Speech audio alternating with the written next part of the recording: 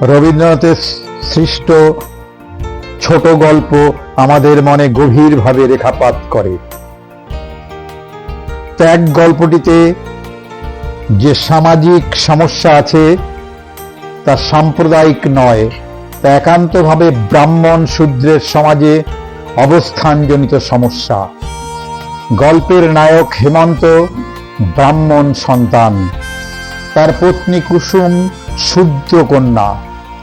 হেমন্ত তার পত্নী কুসুম শূদ্র কন্যা।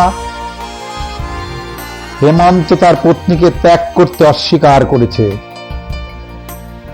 তার পিতাকে বলেছে, আমি জাত মানি না। হেমন্তের এরূপ উক্তি করার কথা নয়, তা ছিল তার স্থির সিদ্ধান্ত। সামাজিক প্রথার ঊর্ধ্বে সে প্রেমকে স্থান দিয়েছে। শয়ন গৃহে দীপ জ্বালা নাই, হেমন্ত বাতায়নের কাছে খাটের উপর বসিয়া সম্মুখের অন্ধকারের দিকে চাহিয়া আছে। কুসুম ভূমিতলে দুই হাতে তার পা জড়াইয়া পায়ের উপর মুখ রাখিয়া পড়িয়া আছে। সময় যেন স্তম্ভিত সমুদ্রের মতো স্থির হইয়া আছে, যেন অনন্ত নিশীথিনীর উপর অদৃষ্ট চিত্রকর এই একটি চিরস্থায়ী ছবি আঁকিয়া রাখিয়াছে।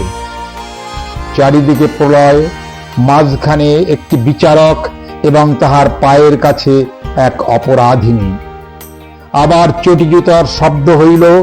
হরিহর মুখুজ্জে দ্বারের কাছে আসিয়া বলিলেন, অনেকক্ষণ হইয়া গিয়াছে, আর সময় দিতে পারি না, মেয়েটাকে ঘর হইতে দূর করিয়া দাও।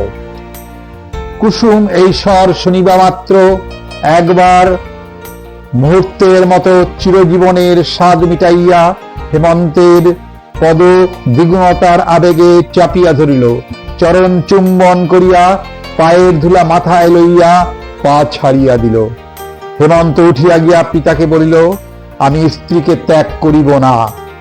হরিহর গর্জিয়া উঠিয়া কহিল, জাত খোয়াইবি?